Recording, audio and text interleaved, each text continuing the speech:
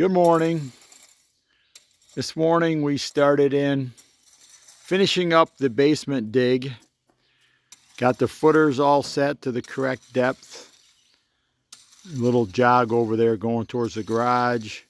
Step footers are in. Got one step down 16 inches, the second one down 16 inches.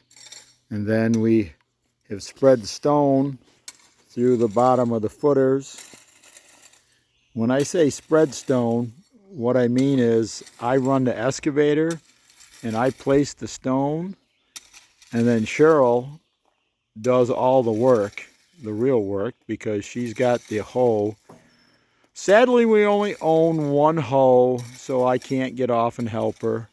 As much as I love to run a hoe, I am left to just sit on the excavator and bring stone.